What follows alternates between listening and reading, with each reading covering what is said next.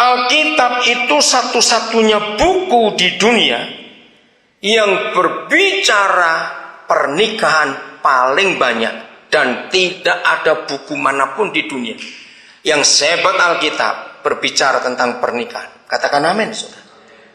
Dari mulai kitab Kejadian pasal 2 sampai Wahyu 22, Tuhan bicara tentang keluarga itu sangat hebat. Tuhan kita adalah satu-satunya Tuhan di antara jutaan Tuhan di dunia ini yang sangat teliti bicara pernikahan. Kita lihat itu. Tidak ada Tuhan sehebat Tuhan kita kalau bicara soal pernikahan.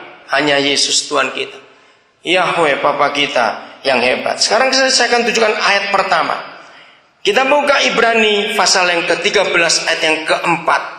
Sudahlah, cari buku karangan siapa saja. Cari buku tulisan siapa saja. Saudara, sejak ditemukannya mesin cetak di dunia ini, maka sampai hari ini sudah ada kira-kira 5 juta judul buku di dunia. Tapi hanya Alkitab yang ada kata-kata seperti ini. Inilah satu-satunya tulisan di seluruh dunia. Satu-satunya tulisan. Tidak ada tulisan lain yang pernah berkata seperti ini. Hendaklah siapa?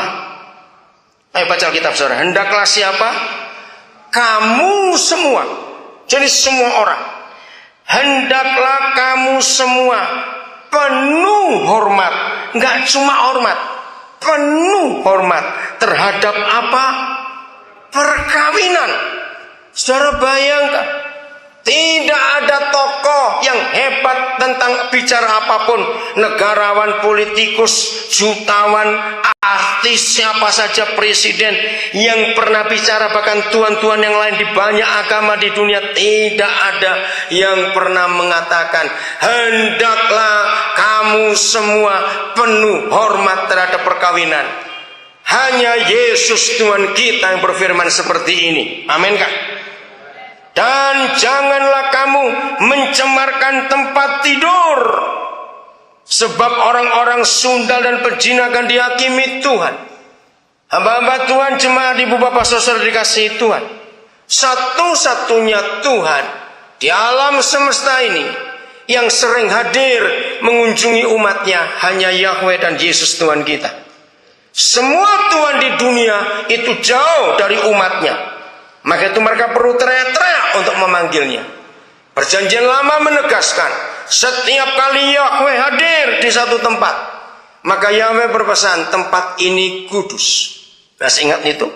Lendi dan Ida, kami tidak tahu tempat tidurmu merek apa, berapa besar itu enggak urusan. Tapi dengar semua kita, baik yang menikah maupun belum, satu-satunya tempat yang dipesan oleh Yang Maha Kudus untuk di dunia, bukan mimbar gereja, bukan di ibadah, bukan di kuburan, dan bukan di mana-mana. Satu-satunya tempat yang dipesan oleh Yang Maha Kudus untuk dikuduskan di dunia ini adalah tempat tidur suami istri. Hebat sekali. Untuk apa dia pesan? Supaya tempat tidur suami istri itu dikuduskan dan jangan dikotori. Bukan tempat yang lain. Lendi dan Ida dan semua kita. Seandainya orang itu keluarga miskin, maaf saya berkata, tempat tidur cuma tikar, maka di tikar itu juga Yang Maha Kudus berkata, jangan kau kotori tikar itu. Apa konsepnya? Kalau Yang Maha Kudus berkata, jangan kau kotori, jangan kau najiskan suatu tempat, maka kita tahu secara perjanjian lama, hamba-hamba Tuhan, jemaat Tuhan dikasihi Tuhan, berarti dia hadir di situ. Musa, tanggalkan kasutmu, tempat ini kudus. Musa heran, hari-hari kambing-kambingnya berak kencing di situ. Kenapa hari itu jadi kudus? Karena Yang Maha Kudus hadir. Ketika Yosua mengintai kota Ai dari jauh, dia terkejut ketika Yang Maha Kudus hadir. Lepaskan sepatumu Yosua, tempat ini kudus. Ketika Gideon ada di pengirikan anggur sambil mengirit gandum, Yang Maha Kudus hadir lewat malaikat itu. Anak-anak muda yang belum menikah, ingat, Bukan berapa besar, berapa mahal rumah yang kau diami nanti. Tapi yang Papa di surga minta adalah tempat tidur pernikahanmu. Karena itu satu-satunya tempat dia hadir di bumi. Luar biasa. Tempat tidur. Mari hari ini kita jujur kepada diri kita sendiri. Apa saja yang terjadi? Mengapa tempat tidur? Ini kita harus tahu. Mengapa tempat tidur itu penting? Saudara, ternyata suami istri itu sangat-sangat dipengaruhi tempat tidurnya. Coba lihat. Ya, Lendi dan Ida, kamu belum pernah ngalami ini, tapi kami beritahu sekarang supaya kalian siap. Maaf ibu bapak, ini kebenaran kita harus tahu. Apabila suami istri nggak pernah beres di tempat tidur, maka lahirlah keluarga munafik. Dengar kata ini. Apabila suami istri nggak beres di tempat tidur, maka lahirlah keluarga munafik. Kenapa? Apalagi keluarga Kristen yang harus terus menutup kelemahan kekurangannya di depan orang supaya kelihatan baik, padahal kemunafikan luar biasa. Kenapa?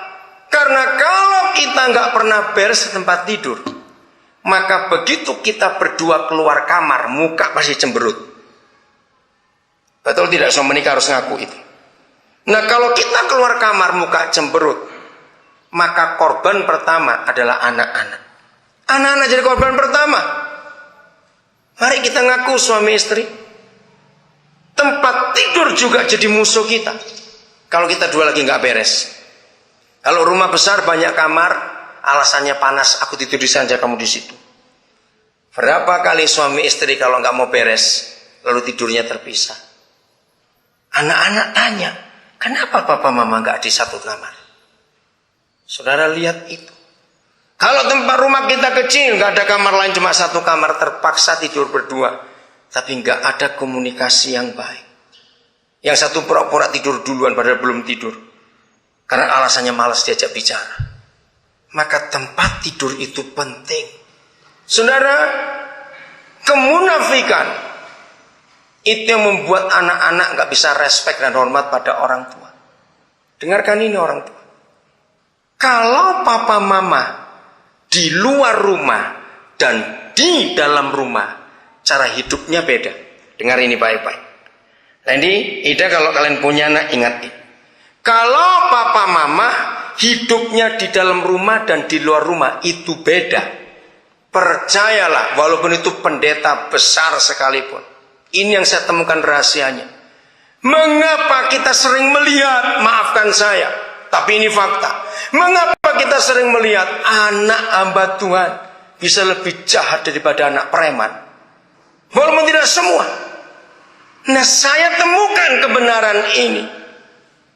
Kalau papa mama bersandiwara waktu di luar rumah, kelihatan bagus, anak itu muak dan tidak respect pada orang tua. Tapi kalau di luar rumah kelihatan mesra gandengan, dua sering senyum, anak melihat itu, anak marah, anak nggak terima. Dengar hamba-hamba Tuhan, kalau kita nggak dihormati oleh anak-anak kita, jangan pakai otoritas dan berkata harus hormati orang tua. Jangan kamu kurang ajar pada orang tua. Seringkali kita nggak pernah periksa diri. Mengapa anak-anak kita nggak hormat pada kita? Satu jawabannya, bukan karena kita nggak bisa kasih uang mereka. Kalau anak-anak melihat kita munafik, mau dipaksa nggak akan terjadi. Anak-anak jawab ya atau tidak? Nggak usah ragu-ragu, ya atau tidak buat kalian anak-anak? Lihat ini. Nah, kenapa kita bisa munafik? Di rumah begitu, di luar begini. Karena tempat tidur yang nggak pernah beres. 1 Korintus 7 ayat 3 mulai sampai yang kelima.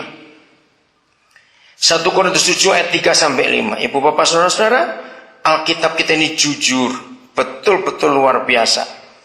Maka itu saya sering katakan pada rekan-rekan hamba Tuhan, jangan pernah ragu-ragu bicara tentang seks dan tempat tidur di mimbar, karena jemaat perlu itu. Dan ini ayatnya, ayat 3. Hendaklah suami memenuhi kewajibannya terhadap istrinya.